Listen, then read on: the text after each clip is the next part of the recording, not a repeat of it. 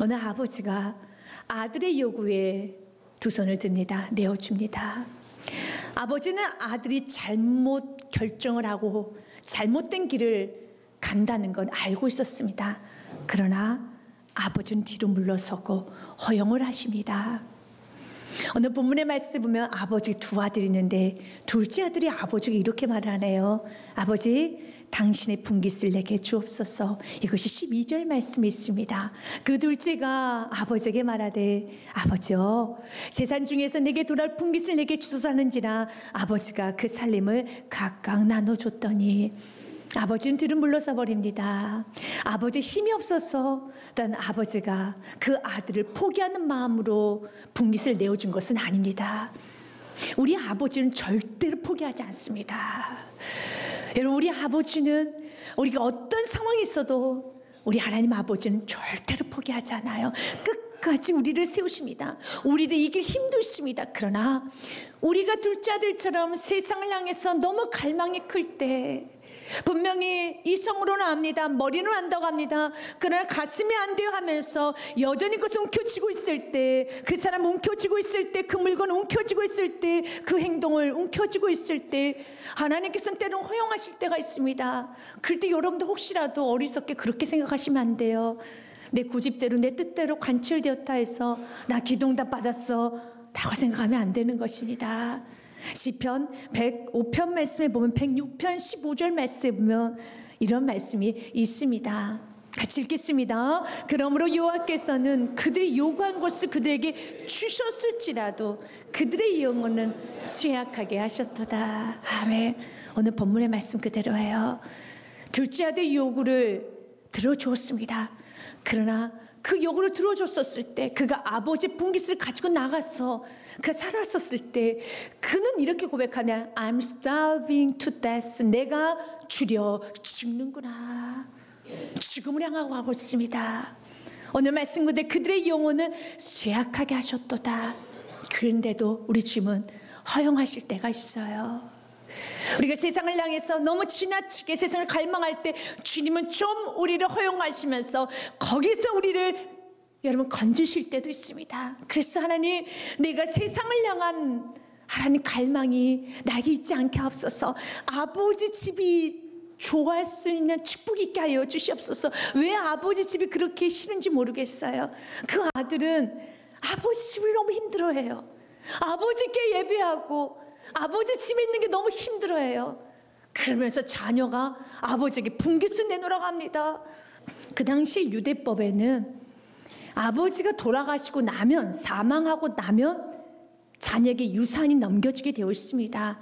그래서 첫째 아들에게는 둘째에 비하면 2배를 주게 됩니다. 그리고 둘째는 3분의 1만 갖게 돼 있어요. 그런데 만약 아버지가 살아있을 때 이렇게 유산을 요구하게 되면 9분의 1밖에 받지 못하게 되는 겁니다. 지금도 아버지 건강하신데 유산을 운운한다는 것은 좀 불효죠. 그렇게 하면 안 되죠. 아버지가 유산을 주었었을 때는 아버지께서 알아서 그분의 방식대로 그분의 때 주는 것이고, 주시면 자녀로서 우리가 감사히 받는 것이고, 그것이 유산 아닙니까? 그런데 마치 내 것인 것 마냥 내놓으시오. 내놓으시오. 9분의 1도 좋으니 내 손에 돈을 쥐어달라는 겁니다. 그래, 그 돈을 쥐어가지고 먼 나라로 가버립니다. 그런데 성경은 말해요. 그 둘째 아들 삶은 한마디로 허랑방탕했다는 것입니다. 허랑방탕하다는 것을 헬라어로 보면은 아소토스라고 되어 있습니다. 구원에 합당하지 않게 살았다는 거예요. 아버지 자녀답지 않게 살았다는 겁니다. 우리 주께서 우리에게 동일하게 말합니다. 이 아들이 어떻게 살았는지 성경 구체적으로 말하지 않아요. 어떤 못된 짓을 했는지 성경은 구체적으로 나오지 않습니다. 그러나 한마디로 말합니다. 구원에 합당하지 않았다. 우리가 하나님 안에서, 하나님의 공간 아래에서 그 하나님의 은혜를 받고 하나님의 자녀답게 살지 않는 모든 삶은 성경 이렇게 말합니다. 허랑방탕한 삶이라고요. 그래서 허랑방탕하게 하나님이 주신 건강을 가지고, 물질을 가지고, 시간을 가지고 다 써버렸습니다. 오늘 말씀 그대로 재산을 낭비했습니다. 다 흘려보냈습니다. 그리고 그가 어디까지 낮아지느냐? 그가 돼지 치는 일을 합니다. 14절 말씀과 15절 말씀에 보면 다 없애야 하는 그날에 크게 흉년이 들어 그가 비로소 궁핍한지라. 왜 이렇게 궁핍할까요? 하나님은 여러분 집 나간 아들을 하나님은 포기하지 않아요. 그는 하나님으로부터 멀리 떠났지만 하나님 포기하지 않기 때문에 하나님과 그 아들의 관계는 끊어질 수가 없습니다. 여러분 걱정하지 마십시오. 아버지와 여러분의 관계는 끊어질 수가 없습니다. 아버지가 포기를 하셔야 되는데 우리 아버지는 우리를 절대로 포기하지 않으십니다. 그래서 집 나간 아들의 뒤를 바라보면서 가슴 아파하는 그 아버지의 마음을 헨리 나우에는 이렇게 표현합니다. 그래 아들아 가거라. 아마 상처를 입을 테고 사는 게 힘들어지고 고통을 겪게 될 것이다. 심지어 목숨을 잃게 될지도 모른다. 그래도 위험을 감수하려는 걸 미리 막지는 않겠다. 돌아올 때까지 여기서 너를 기다리마. 내가 떠나는 순간에도 난 여기에 있겠다. 우리는 하나이고 그 무엇도 우리를 나눠 놓을 수는 없단다. 맞습니다. 여러분 죄를 너무 많이 좋아해도 은혜를 알면서도 그래 내가 이제 예배드리고 살아야지 알면서도 여전히 죄를 향해서 여전히 세상을 향해서 자꾸 둘째 아들처럼 주 앞에 기도하여서 분깃을 받고 나면 또 그것을 가지고 나가서 살고 또 분깃을 받으면 또 가지고 나가 산다 할지라도 하나님은 여러분 포기하지 않습니다. 돌아오게 하십니다. 그러나 우리 말씀을 통해 보면 알지만 아파요. 그가 궁핍해요. 하나님께서는 가난에 매를 드셨어요. 하나님께서 돌아오게 하시기 위해서 가난의 매를 드렸습니다. 그래서 모든 가난이, 모든 질병이, 모든 문제가 하나님께서 드시는 매라고 여러분 말씀하면 안 됩니다. 그런데 때로는 하나님께서는 둘째 아들에게는 가난이란 매를 드셨어요. 흉년이 드는데 어느 정도 흉년이 있느냐면 그가 돼지 치는 일을 합니다. 그 당시에 랍비드는 이렇게 말합니다. 돼지를 사육하는 자는 저주를 받으리라는 말이 있었습니다. 왜냐하면 유대인들에게 있어서 돼지는 금하는 부정한 동물이었기 때문에 돼지 사육하는 일을 해서는 안 되었었습니다. 지금과는 다르죠. 그런데 말씀해 보면은 15절 말씀에 가서 그 나라 백성 중 한 사람의 부초사니 그가 그를 들로 보내요. 돼지를 치게 하였는데 더 비참해요. 16절 말씀 같이 읽습니다. 그가 돼지 먹는 취업 열매로 배를 채우고자 하되 주는 자가 없는지라. 돼지가 먹는 사료를 먹고자 합니다. 그것조차도 먹을 수가 없어요. 돼지에게도 동물에게도 치고 있습니다.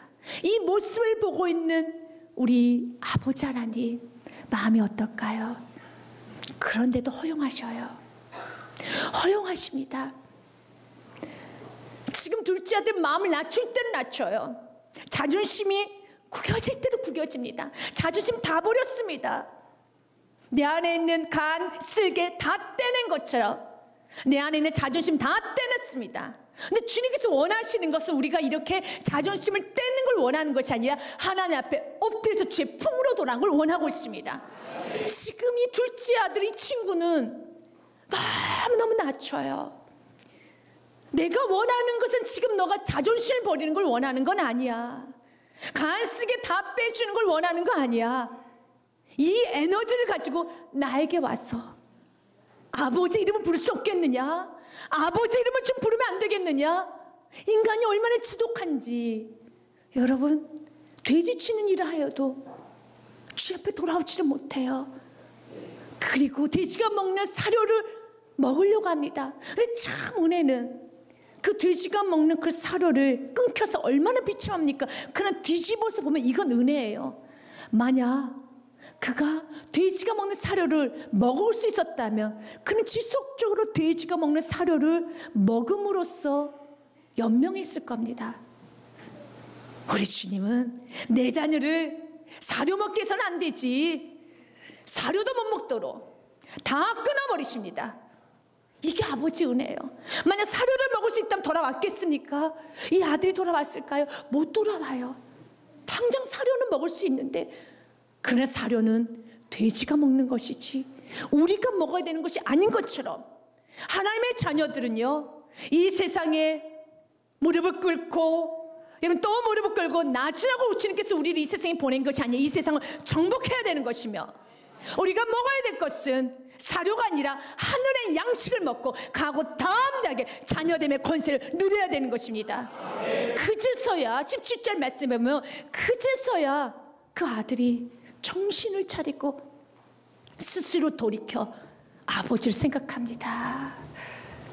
돼지 우리에서, 어느 성경 말씀에 보면 이에 스스로 돌이켜 이르되 내 아버지에게는 양식이 풍족한 품꾼이 얼마나 많은가. 나는 여기서 죽는가. Here I'm starving to death. 나는 여기서 죽는구나. 우리 아버지 집에는 품꾼도 풍족한데.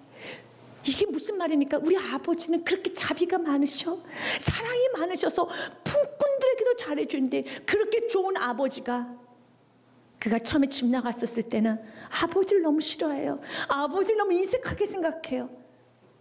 우리 아버지는 저 유산 언제 줄지도 몰라.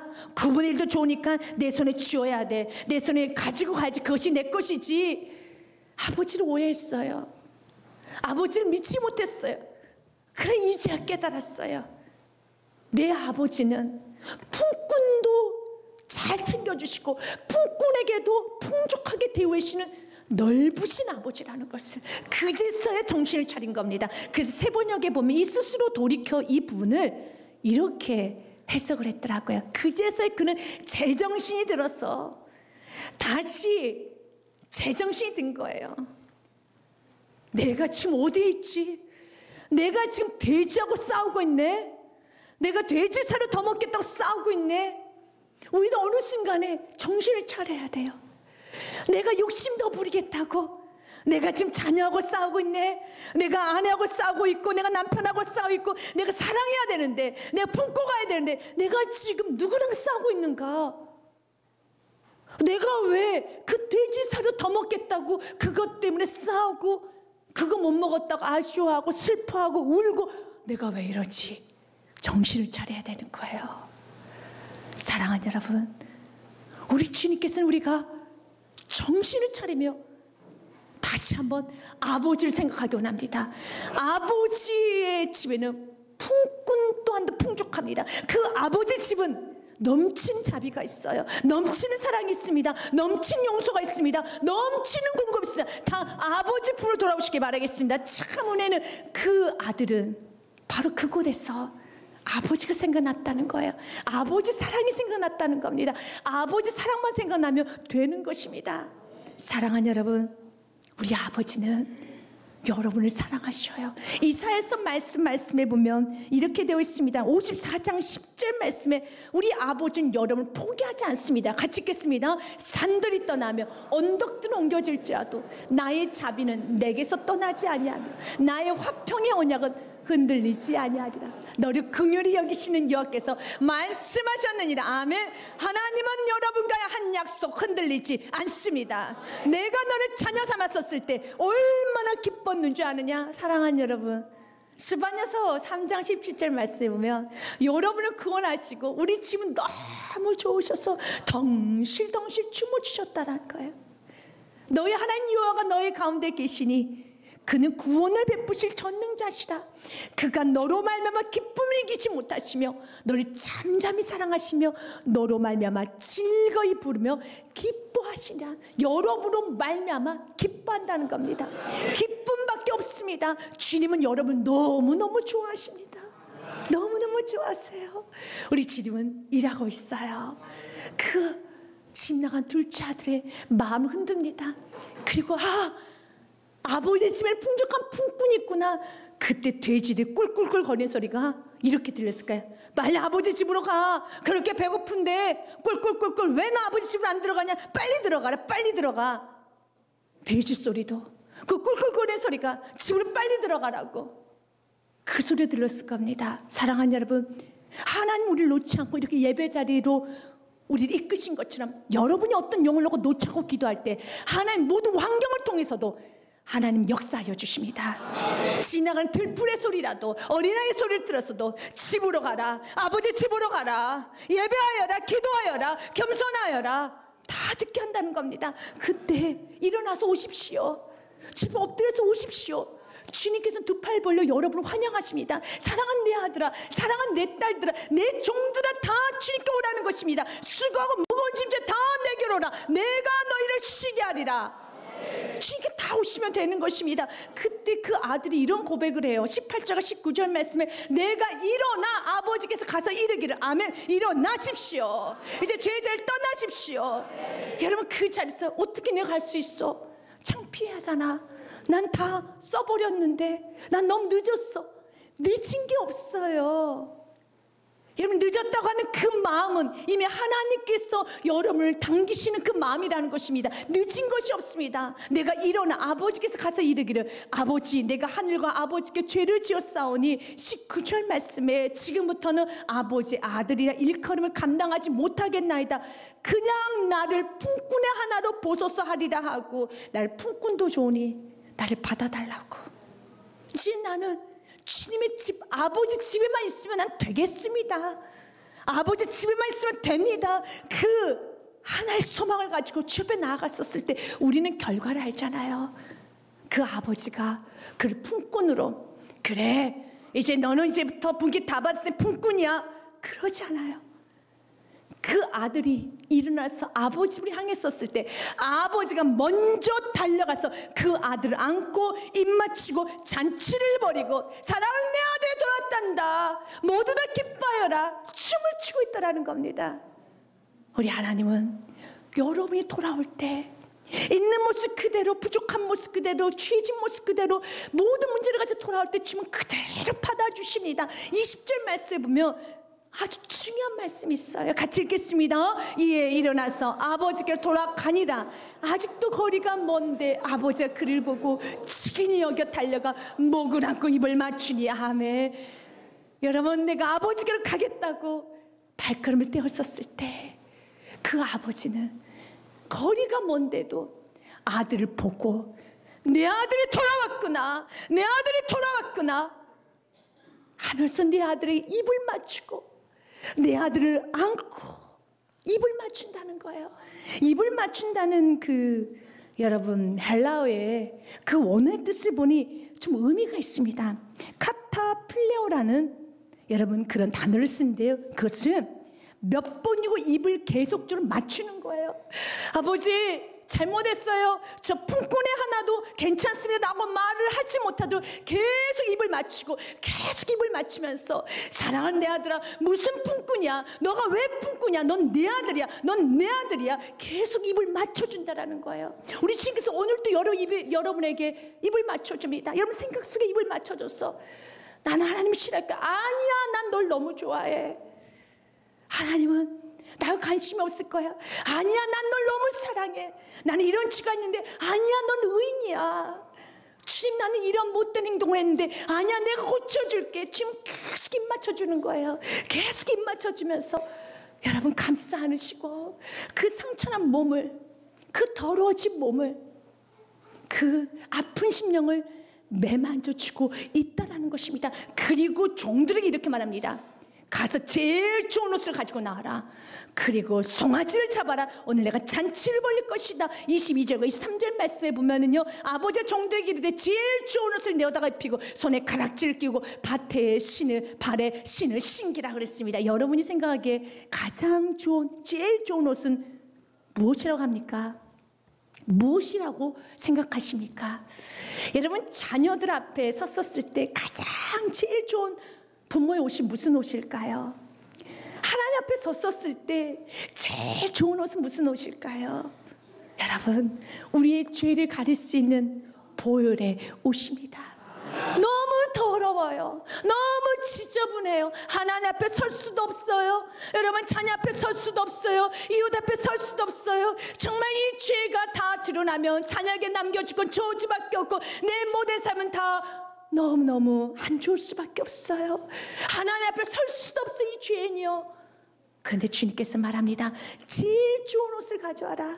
그 제일 좋은 옷은 우리의 죄를 가릴 수 있는 보혈의 옷을 믿으시길 바라겠습니다. 이사야서 53장 말씀 주님이 이렇게 말합니다. 내가 내게 제일 좋은 옷을 줄 것이란다. 그가 찔림은 우리의 허물 때문이요 그가 상함 우리의 죄악 때문이라. 그가 징계를 받음으로 우리가 평화를 누리고 그가 채찍에 맞음으로 우리가 나음을 받았도다. 그분의 보혈의 피의 옷을 우리가 입는 것입니다. 그리고 주님 우리에게 말합니다. 이사야서 1장 말씀에 오라 우리가 서로 한번 이야기 좀 나눠보자. 허심탄회하게 이야기 좀 나눠보자. 너의 죄가 주홍 같을지라도 흰 것 같아질 것이란다. 같이 읽겠습니다. 여호와께서 말씀하시되 오라 우리가 서로 변론하자. 너의 죄가 주홍 같을지라도 눈과 같이 이어질 것이요 진홍같이 붉을지라도 양털같이 희게 되리라. 아멘. 여러분 그 붉디 붉은 그 시커먼 죄가 하얗게 변한다는 겁니다. 죄인이 의인이 되었다는 것입니다. 이게 얼마나 큰 기적입니까? 아버지 품에만 가면, 아버지 품에만 안기면 우리 인생은 다 바뀝니다. 여러분 그 둘째 아들이 선택을 너무 잘했어요. 그 죄의 자리에, 그 비참한 자리에, 그 되새기도 치는 그 자리에 계속 머무는 것이 아니라 일어났습니다. 맞아, 나는 이곳에 있어야 될 사람이 아니지. 나는 거룩하게 살아야 될 사람이지. 난 하나님의 자녀이지. 난 존귀한 하나님의 자녀이지. 주 옆에 돌아왔었을 때, 아버지 품에 안겼었을 때 우리 아버지께서는 두 팔 벌려 우리를 안아주십니다. 그리고 우리 지금 우리에게 말하면 내게로 오라. 어떤 죄 있는 자 다 내게로 오라. 이사야서 말씀해 보면 주님께서 우리에게 이렇게 말을 합니다. 우리 같이 한번 보겠습니다. 55장 1절 말씀. 오라 너희 목마른 자들아 물러 나오라. 돈 없는 자도 괜찮다. 너희는 와서 사 먹되 돈 없이 값없이 와서 포도주와 젖을 사라. 그러나 주님께 나와야지. 다른 곳에서 내가 살 수 있을까? 나의 험함을 채울 수 있을까? 나의 이 죄를 가릴 수 있을까? 나의 이 공허함을 채울 수 있을까? 다른 곳 가지 말라는 겁니다. 2절 말씀에 보면은요, 너희가 어찌하여 양식이 아닌 것을 위하여 은을 달아주며 배부르게 하지 아니야 못할 것을 위하여 수고하느냐? 내게 듣고 들을지어다. 그리하면 너희가 좋은 것을 먹을 것이며 너희 자신들이 기름진 것으로 즐거움을 얻으리라. 주님께 나와야 되는 것입니다. 3절 말씀 같이 읽겠습니다. 너희는 귀를 기울이고 내게로 나와 들으라. 그리하면 너희의 영혼이 살리라. 내가 너희를 위하여 영원한 언약을 맺으니 곧 다윗에게서 허락한 확실한 은혜이니라. 아멘. 확실한 은혜는 예수님께 오는 것입니다. 아버지 품으로 안기는 것입니다. 존버년이 예수님을 만나고 난 후에 자신 죄를 직면하니 예수 앞에 나아갈 수가 없는 거예요. 너무 두려웠어요. 죄가 비추고 지나면 너무 두렵잖아요. 그런데 그가 존버년이 주님 앞에 나갑니다. 이런 고백을 하면 나갑니다.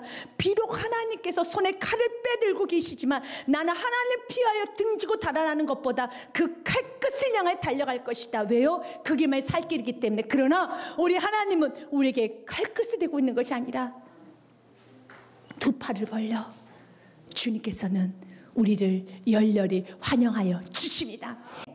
주님의 집 안에 거하는 것이 내 평생의 은혜입니다. 소원입니다. 고백하는 여러분의 삶이 되시기 주님의 이름으로 축복드립니다.